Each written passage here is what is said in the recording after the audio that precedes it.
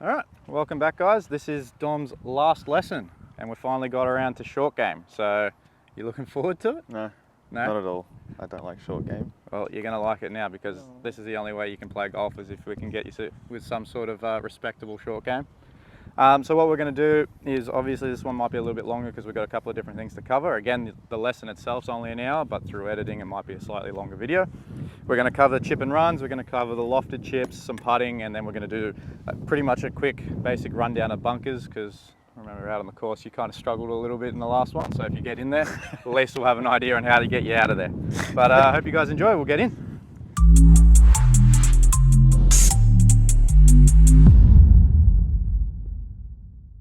Alright, so first shot that I'm going to teach you how to play, so I'll swap you out here, I'll grab that off you. So come stand over here, we've got an 8-iron here, got our pin marked out over here. So the reason why I teach it the chip and run, stand over that side. So the reason why I teach the chip and run as one of the very first forms of chipping is because it is the one that has the least risk involved. Now obviously we can't play it everywhere. If at some point we're going to need to go over a bunker or something like that, that's when we get into the lofted sort of stuff. But this for a chip like this where we've got a bit of green to work with, we can pull out an 8-iron. Good thing is you can pull out a bunch of different clubs and play this sort of shot, all depending on the distance. So the basic way that we want to play this is we want to grip down on the club. I like getting down nice and close to the shaft there because that allows me to get in a little bit closer to the ball. We're not going to have the club sitting as flat as it normally would. So if we're hitting a full shot, see how it sits sort of at that angle there? Yeah. We're going to get in a little bit closer, so it's going to be a little bit more upright. And then because of this, we're going to have it closer to our back foot and get a bit of shaft lean towards the target. Now what this does is it takes a lot of the loft off the club. So we're not going to be hitting anything that pops up too high. It's going to be nice low one, and it's obviously, hence the chip and run, it's going to run out a little bit. So we get it closer to our back foot, a little bit closer towards the ball, and all you're going to try and do with this is you're going to try and take like a putting stroke. You're going to get it landing on the ground early and let it run out. Now that one's gone a little bit long. Greens are quite fast here coming into Club Champ, so we know all we need to do differently to that is land it a little bit shorter. Comes out nice like that. Does that make sense? Yes. All right, so I'll swap you in. Take a couple of practice swings first. We'll get you into the setup position perfectly, and then we'll go from there. Yeah, so you're a little bit taller than I am, so you can probably grip up the club a bit. Good. All right, and we want to get it more off your back foot. So we want to be playing in line, having the club back here. There you go. So that's where we're going to have the ball set up. Okay. And you're only going to take, yeah, a lot like a putting stroke. So it's going to have very, very little wrist in it. It's all going to be just sort of your body. Your arms like that. Good. Really good. All right, when you feel good, give yourself a go.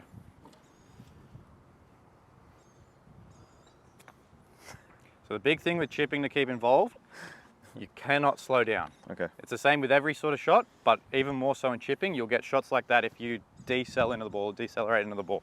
Very important, we need to keep our speed. Yeah, that was a good one. Oh, close. Very nice. Take your practice swing first. Good.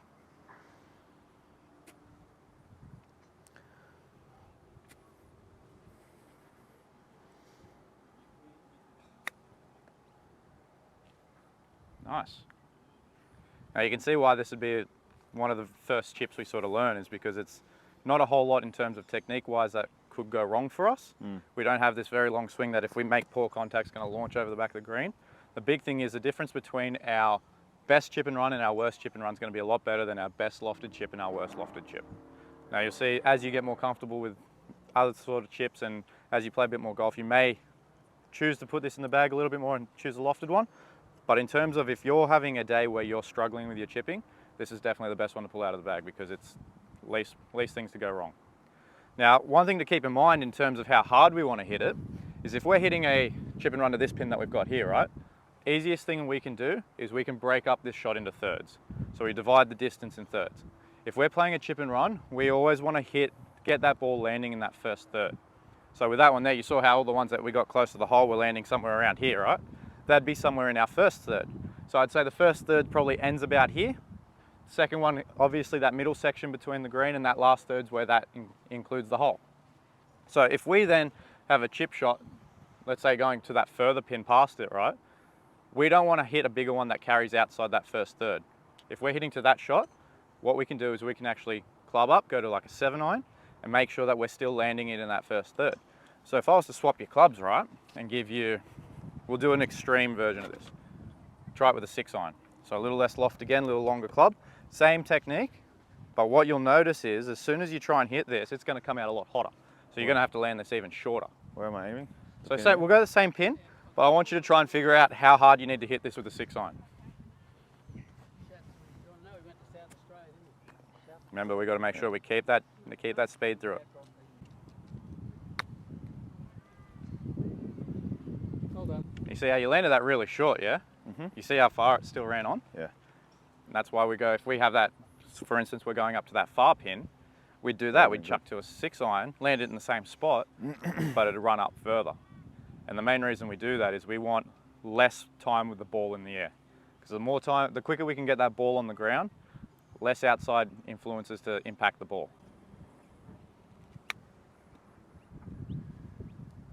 Nice. A little bit long, so let's try and land it a little bit shorter than that.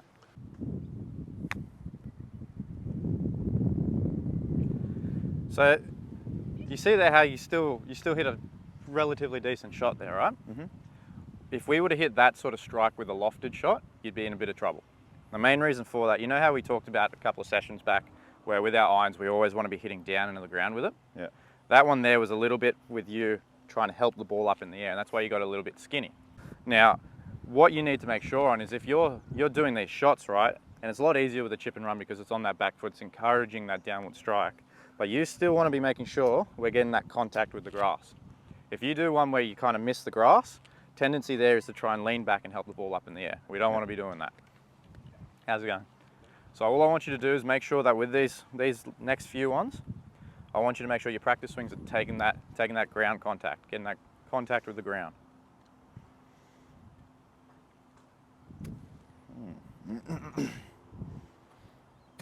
Good.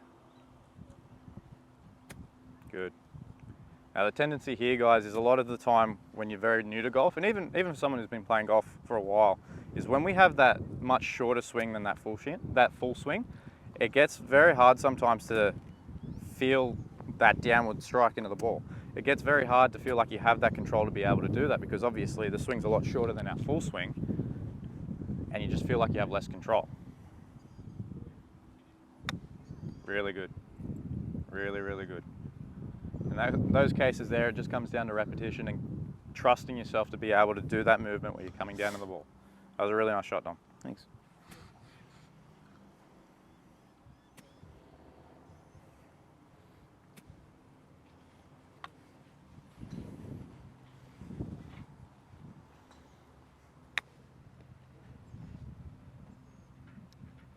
I'm getting close, man. Yeah, I think we're half a chance of holding one here. Need a little bit more pace on that line and I think you're a good shot.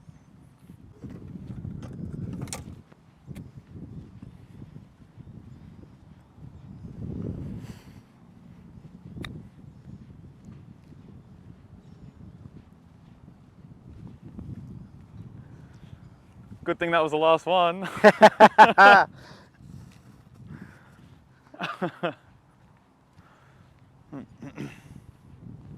All right, so you're gonna go to the far one now. I want you to hit one with the 8-iron first, and then we're gonna swap to the 6-iron. All right, so now we're gonna move Dom into doing some lofted chip shots. So I'll jump in here. So this one's a little bit different. Jump over that side for me. Now, because we're just learning how to do them, give yourself a nice lie. Don't need to put it down into a hole. When you're practicing and when you're learning how to hit these shots, worst thing you can do is put it out of a bad lie because they're hard enough to learn as is. Just makes it harder and more demoralizing when you hit a bad one. So when you set up, again, we're going to grip down the shaft a bit. So I don't grip all the way down like I do when I hit a bump and run. I grip it probably about half to 3/4 of the way down. We want to line it up close to our front foot. And so not all the way off the front foot, but I'm going to say probably about a ball, 2 balls inside that front foot there. So that's where I'll line it up when I'm hitting that lofted one. And all you're trying to do here, again, we want to make sure we get that downward strike into the ball. It's going to feel a little bit harder for it because it's forward. So all you want to do is make sure your weight's on that forward foot and you're just trying to get down to hit that ball. Get a popping up like that. Now, there are a couple of different ways that you can chip, right? A lot of the time, there's a big argument between wrist hinge, no wrist hinge in terms of chipping. What I'm going to teach you is a very limited wrist hinge movement. It's a way that one of our Australia's best pros, Jason Day, chips. And the reason why I'll teach this one to beginners is there's a lot less that can go wrong. A lot less moving parts, a lot less to go wrong, and it's a very, very good and consistent way for chipping. So all you're going to feel like when you do it, very similarly to that bump and run, right, is you're just going to feel like your arms stay pretty straight when they go back. It's not going to feel like your wrists are doing this. As soon as you do this, you can kind of get in trouble. Down the line, as you get more confident with it and you need to learn how to play shots like that, you can. But as your stock standard lofted chip, you're going to feel like your arms stay very still, very straight, and wrists don't really bend. And all you're going to do, weight forward, try and get that nice contact. First things we're going to try and do is just get you getting that contact in, and then once you get confident with that, then we'll start going distance-wise.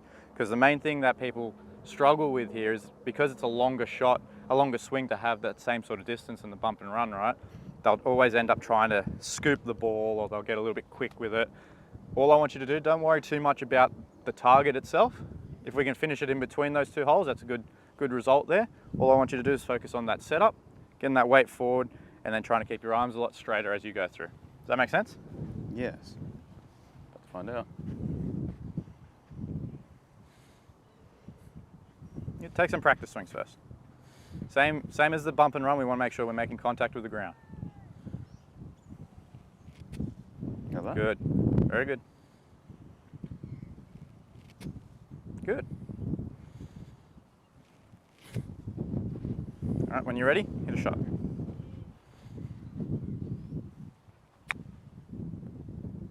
Close. Very close.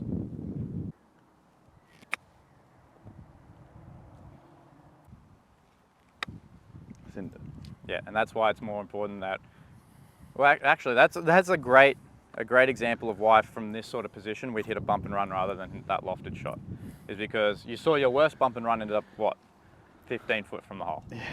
That's your worst lofted shot so far.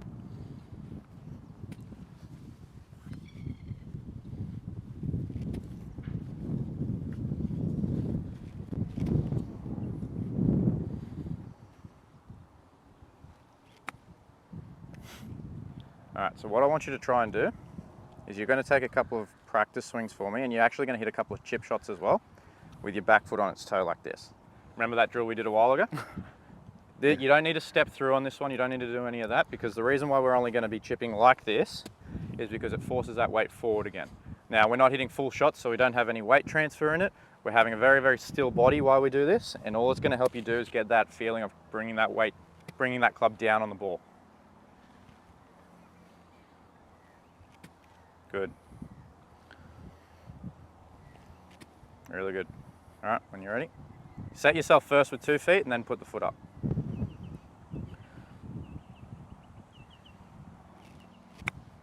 Good. Really good. Nice. Now, remember how when we were doing those bump and runs, we divided the distance into thirds and we wanted to land it in that first third? Yeah. Same concept with our lofted chips, right? If we, again, and remember as well, the third rule works. The only issue is if you're going an uphill chip or a downhill chip, you might need to adjust it. But for a perfectly flat chip, or as close to flat as we've got here sort of chip, we still divide it into thirds. The only difference is with a lofted chip, we want to land it towards the back end of that first third. On greens like this, which are quick, we want to land it towards the back end of that second third, not first third. Back end of that second third. Okay. The reason for it is, as you've seen with these ones, a lot less rollout, yeah? Yeah. So those first ones with the bump and runs, we're landing just on the green here and they're rolling all the way out to the flag. And in some cases with the 6-iron, we could get it rolling all the way to the back one. If you landed in this front section here, you're not even going to get to where the balls are at the moment. So you need to feel like you're taking a slightly longer swing, keeping that nice and consistent, and moving through a little bit faster. Okay.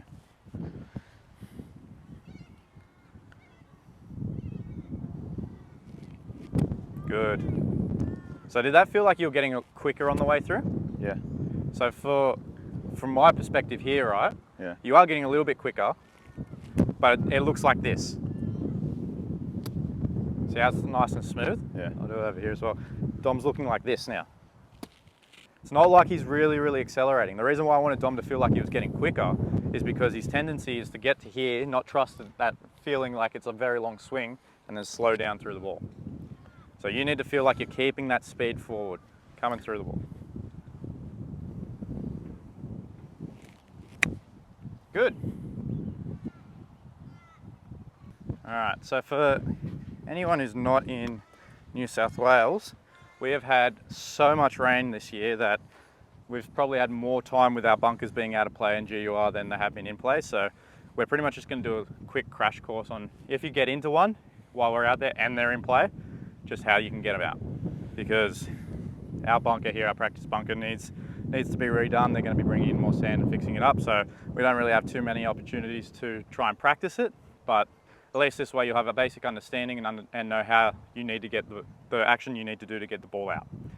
So you'll see down the bottom here, I've done 2 trenches into the bunker. The reason why we do this is when we hit bunker shots, we don't actually hit the ball. We want to be hitting behind the ball, going down into the sand. What's going to end up happening is the sand and that force is going to pop that ball out. Does that make sense? Yes.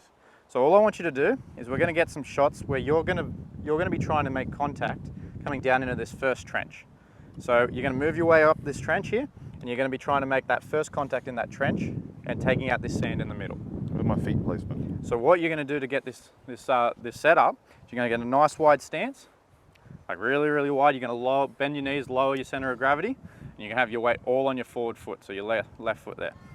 You're going to need to shuffle back a bit because in order for us to hit this shot, we want that ball further forward in our stance. So shuffle back a bit further more. Probably a little bit too much, so we want to have it just about there. And what you're going to do, and what we do in bunker shots, is we actually open up the club face. Yeah. That way it helps increase the bounce on the club. It also helps us get a little bit more loft.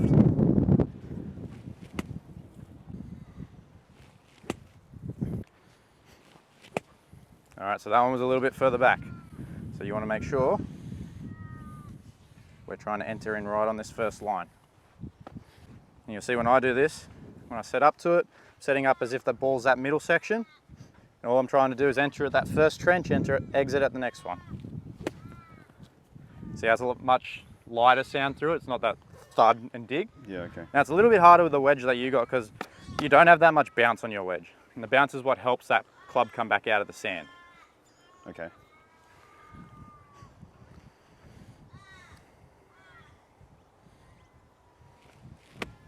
Good. Really good. Good. And that's the trick, right? For you, very new to bunker shots, right? You don't need to feel like you're trying to hit this big full swing because your tendency is going to be to want to try and help it back out of the bunker. You just want to feel like you're just trying to get it somewhere short distance there because you actually put a better swing on it, which is going to get the ball traveling further. Really good. Just like that. Get in the hole. So that's your trick there, is you want to feel like you're not trying to hit that big shot to that far pin. You just want to feel like you're just trying to get it splashing out because you actually put a better swing on it like that. Okay. Make sense? Yep. All right, let's do some putting. All right, guys, as you might tell, we are in different clothes. That's because Dom had to go to work and we didn't get to finish off the session. So we've just come out to do the last 10 minutes of the session, which we're going to do in putting. Pretty much what we've done, because Dom doesn't have too much experience with putting, is I've gotten the putter and I've set up. Played putt before. Don't give me that bull. There you go. He's played putt. We've set up 2 tees. Pretty much, there's about a centimetre gap in between each one. We're not going to go too aggressive with it. And the main reason we want to do this is, in such limited time, the main thing we want to do is get his stroke coming back to where it's somewhat square at impact. Because in the end, that's what we want in putting. We want a putting stroke that, at impact, brings it back to the same spot we started with. So what we're going to do, Dom, is I'm going to get you to go about 5 swings for me, just trying to get that putter to go back and forth through the gate. You want to start it just behind the gate, and your main goal is to try and get it to go back and forth within the gate.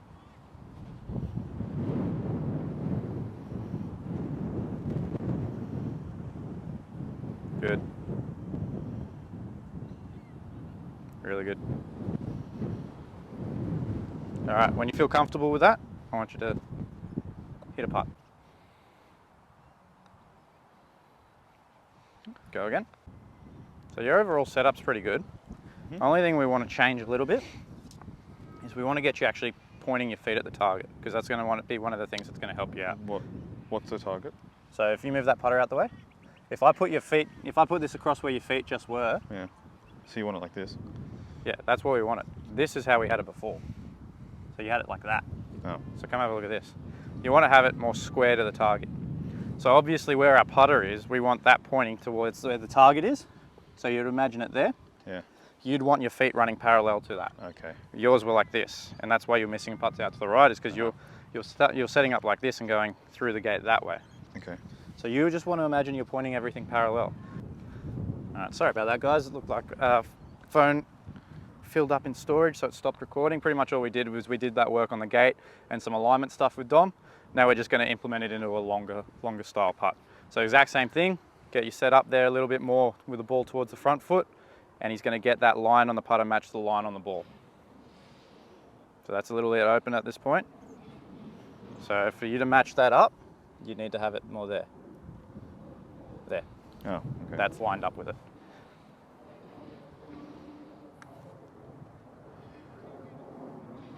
Good pace.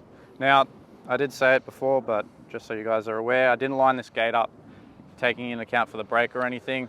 Dom's just making sure that he can take these longer putt swings as well, the putting stroke, and still get through the gate. Because in the end, that's what our main focus is we want to make sure that club face squares up and doesn't travel too far sideways coming into contact.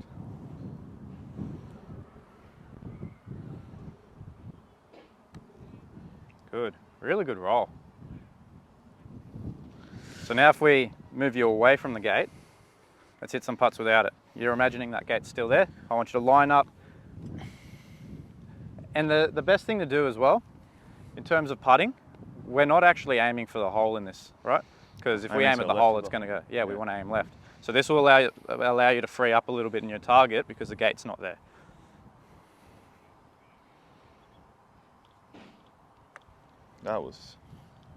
I hit the ground. Actually. Yep. I did feel that one. That's all right. So very much so like with our chipping as well, we don't want to be slowing down with this. Yeah, I did. All right, don't want to be slowing down with our stroke. So if you feel like you've taken a swing that's too long, stop and reset. Don't try and slow down through the ball because you'll just do that. That's a really nice roll. That is a very nice roll. Good roll. It's a really good roll. You could be putt-putt champ. Gave you a run for your money the other day. Mm-hmm.